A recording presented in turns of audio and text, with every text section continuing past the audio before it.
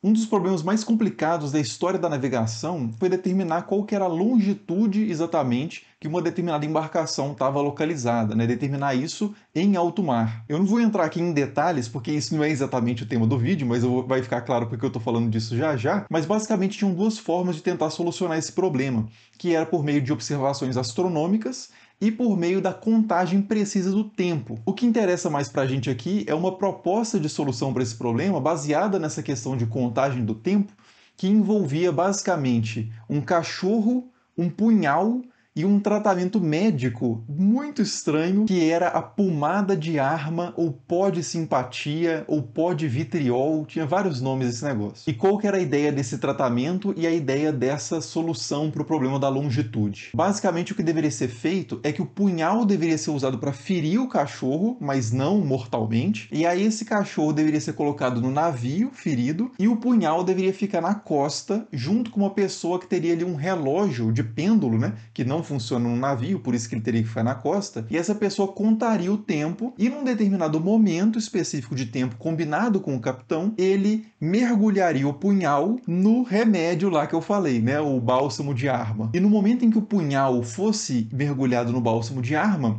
isso teria um efeito imediato na ferida do cachorro que estaria no navio, e o capitão observaria a reação do cachorro e perceberia que eram X horas. A partir desse dado, ele poderia, então, ter melhor condições de determinar a longitude na qual ele estava. Agora, essa questão do problema da longitude é só uma desculpa para eu trazer essa história do tratamento do bálsamo de arma, que é algo que é muito interessante, assim, porque realmente é muito estranho, mas foi amplamente difundido na medicina ali do século XVI, XVII, sobreviveu até o século XVIII, foi ensinado na Universidade de Harvard, nos Estados Unidos, foi ensinado em universidades na França, no auge ali do Iluminismo, e por isso eu acho que é muito interessante a gente considerar essa história aqui para entender realmente a ciência, né, e a concepção de mundo, concepção da natureza relacionada aí a esse tratamento. Bom, como eu disse então, né, esse tratamento, né, o bálsamo de arma, ou pó de vitriol, ou pó de simpatia, ou pomada magnética, né, tinha vários nomes, e as primeiras ocorrências disso são do século XVI. Uma das primeiras ocorrências acontece num tratado chamado Magia Natural,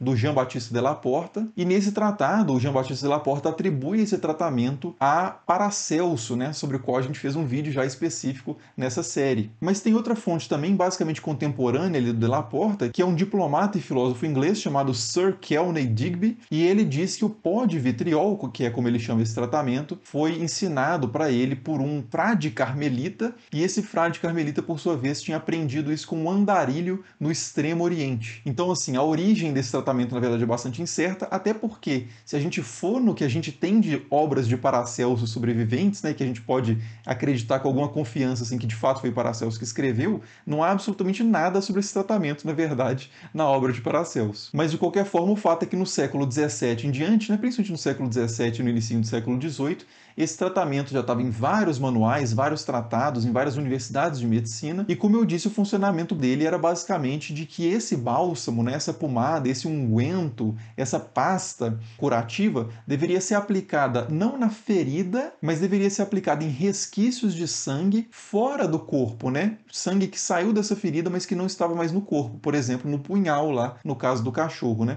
Por isso que um dos nomes desse tratamento é bálsamo de arma ou pomada de arma, porque ele deveria ser aplicado na arma que feriu a pessoa e não no ferimento propriamente. E se o tratamento já é estranho, a receita para produzir esse tratamento, produzir essa pomada, né, esse fármaco, é mais estranha ainda. Uma das várias receitas que a gente tem desse fármaco está num livro chamado Basílica Química, de um alquimista alemão chamado Oswald Crow, e alguns dos ingredientes dessa pomada são, por exemplo, gordura de urso ou javali, cérebro seco de javali, larvas em pó e dois ingredientes que aparecem até bastante na medicina desse período e que são bem peculiares, que são a úsnea, que são fungos cultivados em ossos humanos, principalmente no crânio, né, preferencialmente num crânio humano, e também múmia, que é fragmentos, né, pedaços ali de carne humana ou de sangue humano conservados, né, preservados. E assim, né, com esses ingredientes é até assim, uma felicidade para a pessoa ferida que isso vai ser aplicado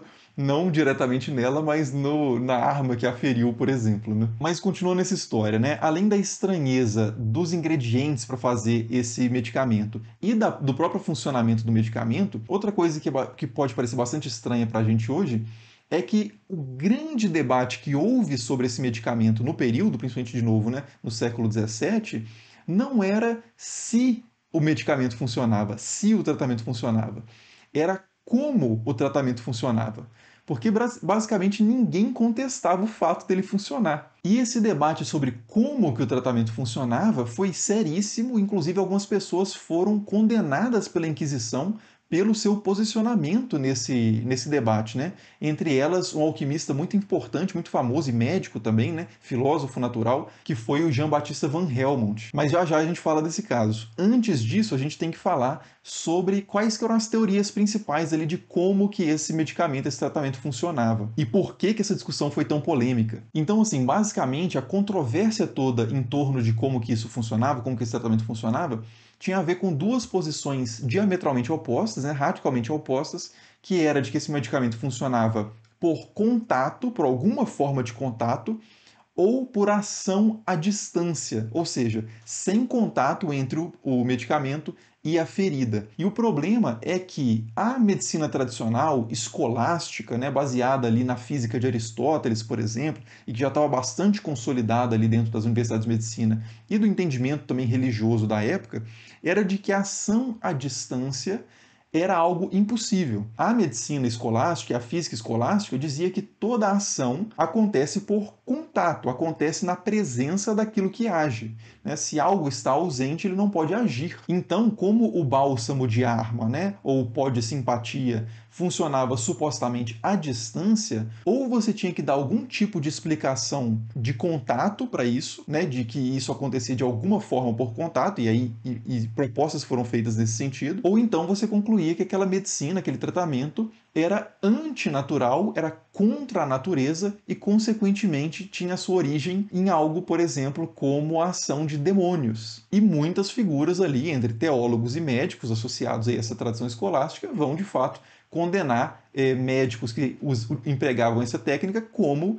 hereges e pessoas que tinham pacto com o diabo. Mas, do outro lado, você tinha figuras que defendiam que a ação à distância era algo fisicamente possível. Então perceba que essa discussão é uma discussão de filosofia natural, é uma discussão de como é que a natureza funciona. É possível a ação à distância ou não? Para que algo haja é preciso ter contato ou pode haver algum tipo de conexão simultânea entre coisas que estão afastadas no espaço. E existiam pessoas que defendiam a possibilidade de ação à distância, né? Esse é um debate, de novo, que era seríssimo na época. E muitas das pessoas que defendiam esse lado de que a ação à distância era possível eram pessoas que se opunham à escolástica, né? Que propunham ali uma superação da física aristotélica e que se vinculavam muitas vezes a outra tradição paralela, que era a tradição ali, por exemplo, hermética, a tradição dos documentos dos textos mágicos que passaram a ser encontrados ali, como eu disse, no vídeo sobre magia erudita. Então, basicamente, você vai ter uma disputa entre essas duas tradições, escolástica e hermética, digamos assim, o que estava nas universidades estabelecido e o que estava tentando se estabelecer nos meios intelectuais. E o bálsamo de arma, essa técnica medicinal, seria um grande ponto de foco ali dessa controvérsia filosófica, científica. E assim, né, só para frisar bem essa questão ainda mais, é importante dizer de novo que isso não é um debate de natural versus mágico, de natural versus sobrenatural. São duas concepções de natureza, do funcionamento da natureza diferentes. Inclusive, aqui é importante até falar sobre um conceito que é muito comum e muito mal compreendido na história, que é o de forças ocultas. Muitas vezes a gente usa no vocabulário comum essa palavra forças ocultas para designar algo que seja necessariamente não natural, né, sobrenatural. Mas as forças ocultas nesse contexto eram justamente forças que você não via a ação, a atuação dessa força. Não significa que ela não era natural. Um ímã, por exemplo, a ação de um ímã era algo que era considerado uma força oculta.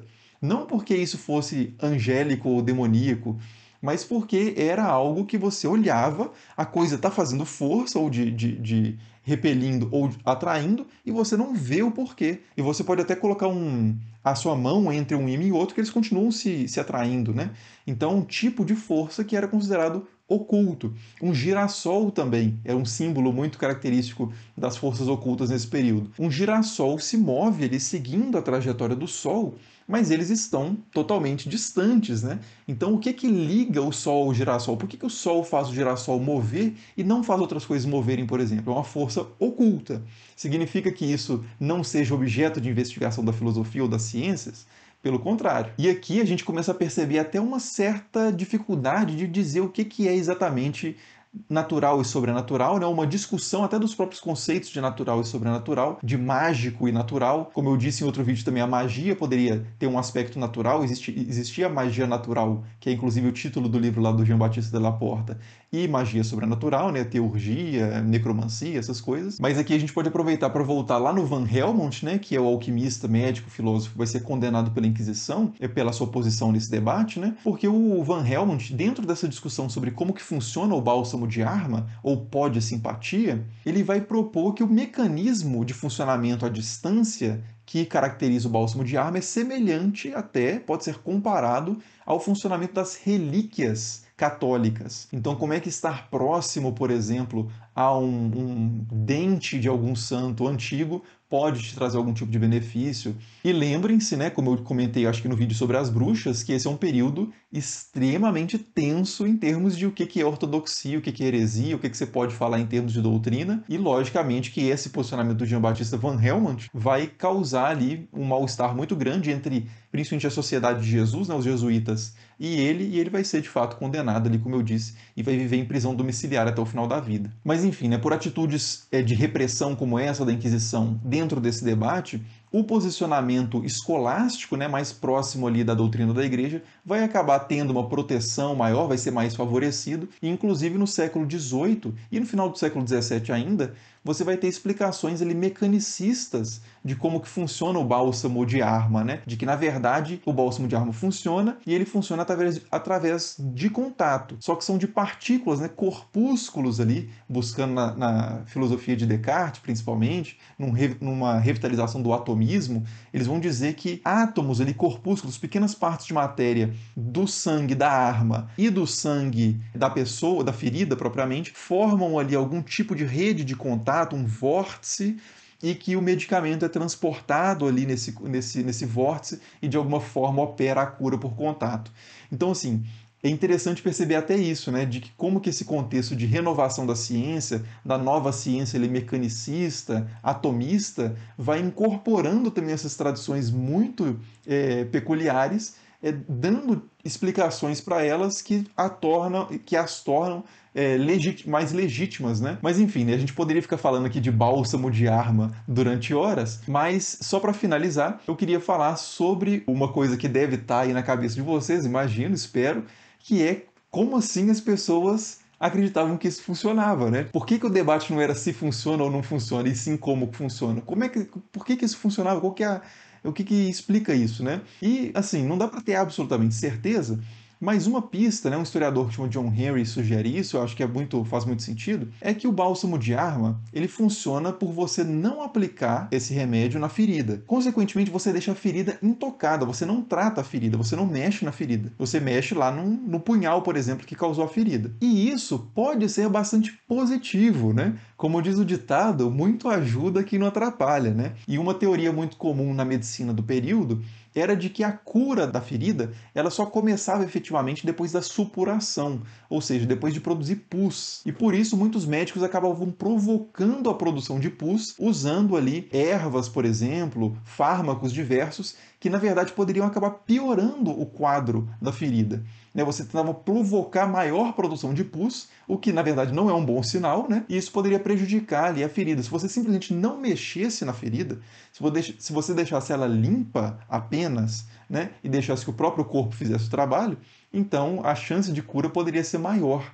Daí, possivelmente, essa constatação experimental, né, mais assim, meio não muito correta, de que o bálsamo de Arma funcionava. O que funcionava, na verdade, era a não aplicação de medicamentos que poderiam ser, na verdade, deletérios, né, que poderiam prejudicar o corpo em vez de ajudar. Mas, de qualquer forma, o fato é que esse medicamento, como eu disse, sobreviveu durante séculos aí, e não se sabe também exatamente por que que as pessoas pararam de praticar isso ali de meados do século XVIII para frente. Talvez, né, e outro talvez aí, por causa do crescimento do chamado experimentalismo na ciência e da chamada nova ciência, né, que vai ser o nosso tópico do próximo vídeo, relacionado também ao fim da alquimia, de certa forma, e ao nascimento da química, que também tem a ver com essa questão do experimentalismo. Mas, por enquanto, é só. Se você se interessa por esse assunto, clique aí no botão de se inscrever para acompanhar os próximos vídeos, né? Clique no sininho, no gostei, etc. Deixe um comentário aí também. E nos vemos lá. Até mais e valeu!